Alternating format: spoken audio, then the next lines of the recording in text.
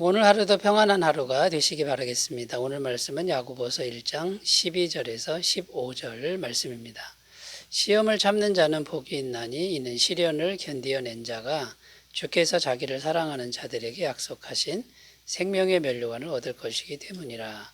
사람이 시험을 받을 때에 내가 하나님께 시험을 받는다 하지 말지니 하나님은 악에게 시험을 받지도 아니하시고 친히 아무도 시험하지 아니하시느니라. 오직 각 사람이 시험을 받는 것은 자기의 욕심에 끌려 미혹됨이니 욕심이 잉태한 즉 죄를 낳고 죄가 장성한 즉 사망을 낳느니라. 아멘. 오늘 말씀 13절에 보면 하나님은 아무도 시험하지 아니하신다, 이렇게 기록되어 있습니다. 그런데 다른 성경을 보면 하나님이 성도를 시험하시는 장면이 여러 군데 나오고 있다라는 겁니다. 예를 들어 하나님이 아브라함을 시험하신 적이 있죠. 100세에 낳은 아들 이삭을 번제로 바치라 하면서 이제 시험하셨습니다. 또 신약 성경에 보면 예수님이 오병이어의 기적을 베푸시기 전에 제자 중에 빌립이라는 제자를 시험하셨습니다. 너희가 먹을 것을 주어라 하고 말씀하시고는 빌립이 어떻게 행동하는지를 지켜보신 것이죠. 그러니까 성경에 보면 하나님이 성도를 시험하시는 장면이 여러 군데 나오는데 오늘 말씀 13절에 보면 하나님이 아무도 시험하지 아니하신다, 이렇게 기록하고 있다라는 겁니다. 자, 이 문제를 어떻게 해결을 하냐면요. 13절에 나오는 이 시험이라고 하는 건요. 단어가 다릅니다. 우리나라 말로 시험이라고 이렇게 번역을 했지만 원어의 의미는 유혹이라는 겁니다. 유혹. 이 유혹은요, 사람을 완전히 무너뜨리기 위한 시험인 것이죠.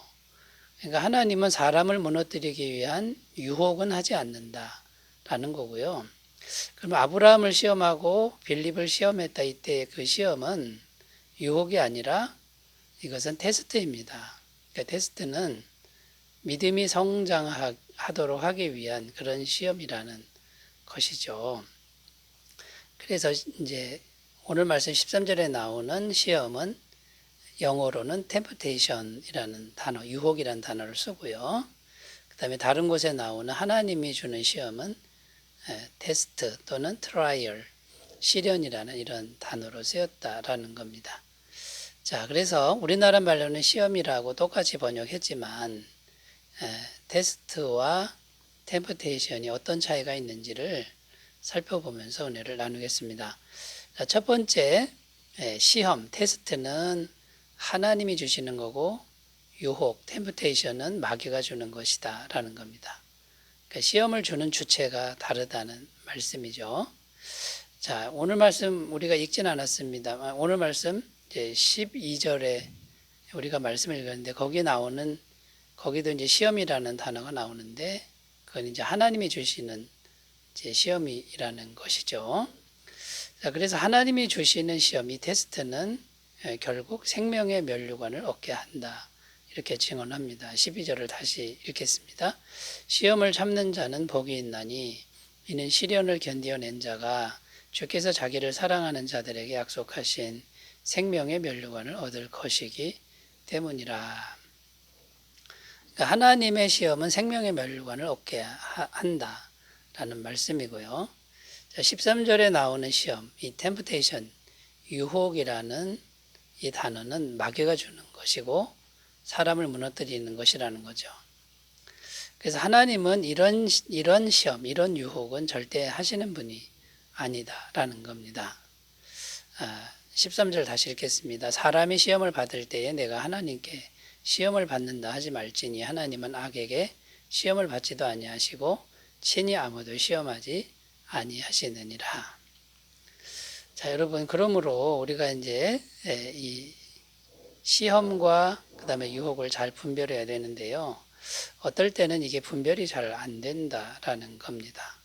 그래서 똑같이 고난이라고 하는 그런 모습으로, 힘든 일이라고 하는 그런 모습으로 우리에게 다가온다는 것이죠. 그러면 그때 우리가 어떻게 행동해야 할까요?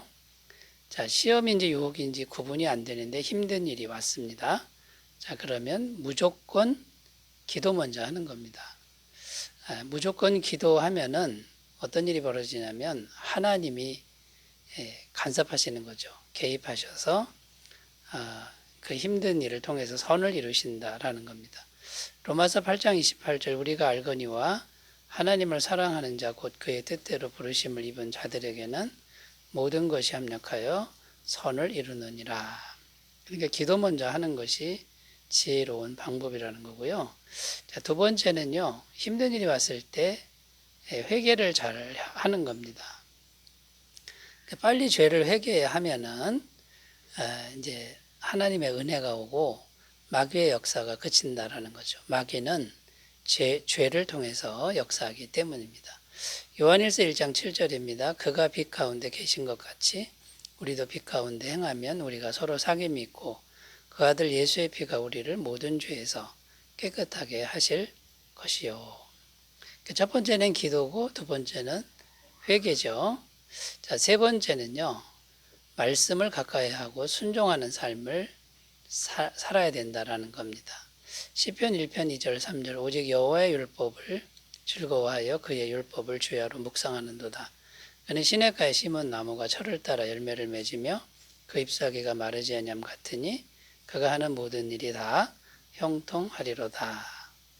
그러니까 여러분 시험이든 유혹이든 고난이라고 하는 힘든 일이라고 하는 모양으로 올 때 무조건 기도하고 무조건 회개하고 무조건 순종하는 요 단계를 거치시면 넉넉하게 이겨내실 줄로 믿습니다. 자, 두 번째 주제로 가보겠습니다. 두 번째 주제요. 시험, 테스트는 인내하라고 말씀하고 있고요. 유혹, 템프테이션은 욕심을 버리라 이렇게 말씀하고 있습니다. 어떻게 대처해야 되느냐의 문제죠. 인내하고 욕심을 버리라 이제 이런 의미가 되는 거죠. 14절을 읽겠습니다. 오직 각 사람의 시험을 받는 것은 자기의 욕심에 끌려 미혹됨이니. 여기서 시험이 마귀의 유혹이라고 말씀을 드렸습니다. 자, 마귀는 유혹할 때 어떻게 역사하냐면 우리의 욕심을 부추겨서 충동질해서 역사한다는 것입니다. 자, 그러면 여러분 유혹이 올 때 어떻게 하는 것이 지혜일까요? 욕심을 버리면 된다라는 겁니다. 그 욕심을 가지지 않으면 마귀는 유혹할 길이 없다라는 것이죠. 자, 그런데 항상 유혹만 오는 게 아니라 고난을 통해서 하나님의 시험이 올 때도 있습니다. 이게 잘 분별이 안 되죠. 그러니까 이 두 가지를 같이 우리가 이제 합치면 어떻게 됩니까? 인내하면서 욕심을 버리면 된다라는 겁니다. 디모데전서 6장 5절 6절 마음이 부패하여지고 진리를 잃어버려 경건을 이익의 방도로 생각하는 자들의 다툼이 일어나느니라. 그러나 자족하는 마음이 있으면 경건은 큰 이익이 되느니라. 그러니까 욕심을 버리고 이익을 가지려는 마음 버리고 인내하면 하나님 테스트 통과하는 거고요. 욕심을 버리면 마귀의 유혹을 이기는 것이다 라는 겁니다.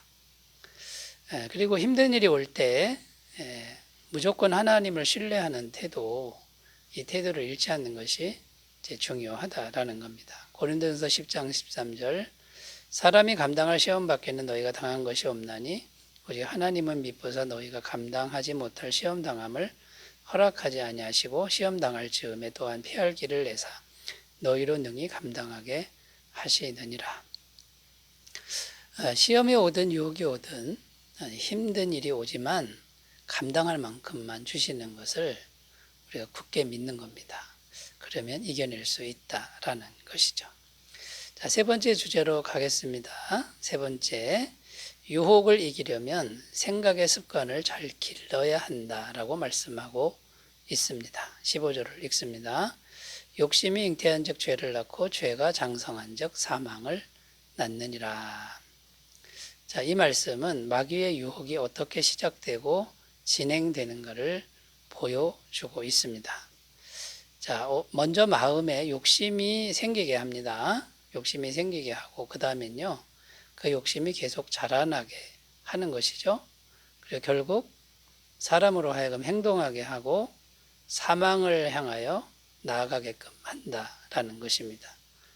이게 이제 마귀가 유혹하는 이제 그런 과정이 되겠습니다.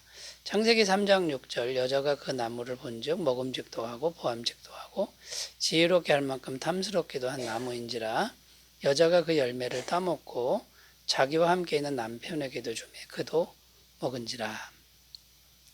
자, 마귀가 하와에게 와서요 선악을 알게 하는 나무의 실과를 먹어도 된다 이렇게 속삭였죠.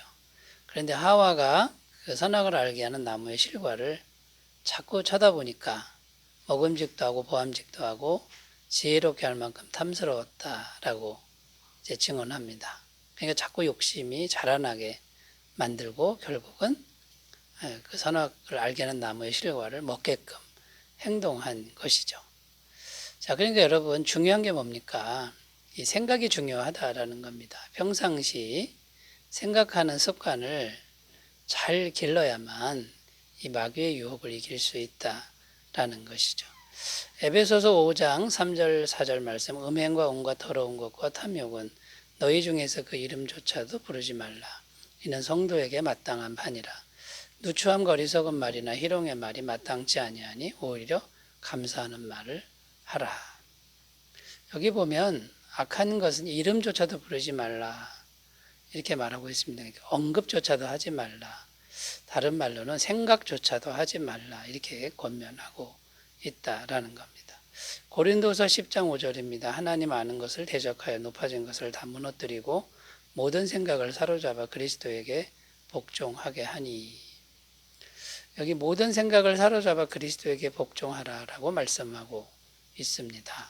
그러니까 유혹은요 생각이 계속 반복되다가 욕심이 자라나게 되는 거니까 생각을 그리스도에게 복종만 한다 그러면 욕심을 이길 수 있다라는 것이죠. 또 히브리서 12장 2절 3절입니다. 믿음의 주여 또 온전하게 하시는 이인 예수를 바라보자. 그는 그 앞에 있는 기쁨을 위하여 십자가를 참으사 부끄러움을 개의치 아니하시더니 하나님 보좌 우편에 앉으셨느니라. 너희가 피곤하여 낙심하지 않기 위하여 죄인들이 같이 자기에게 거역한 일을 참으신 일을 생각하라. 여기 보면요 예수님을 생각하라 이렇게 말씀하고 있고요. 예수님의 십자가를 생각하라 라고 말씀하고 있습니다. 예수님의 십자가를 계속 생각하는 사람들은 욕심을 내려놓을 수 있고 욕심을 이길 수 있는 마음이 될 줄로 믿습니다. 자, 오늘은 시험과 유혹의 차이점에 대해서 그리고 어떻게 대처해야 되는지 어떤 생각의 습관을 길러야 되는지에 대해서 살펴보았는데요. 잘 길러셔서 늘 승리하는 삶이 되시기를 바라겠습니다. 기도합니다. 하나님 아버지, 우리로 하여금 시험과 유혹을 잘 분별하며 승리하도록 도와 주시옵소서. 예수님의 이름으로 기도드립니다. 아멘. 좋은 하루 되시기 바라겠습니다. 감사합니다.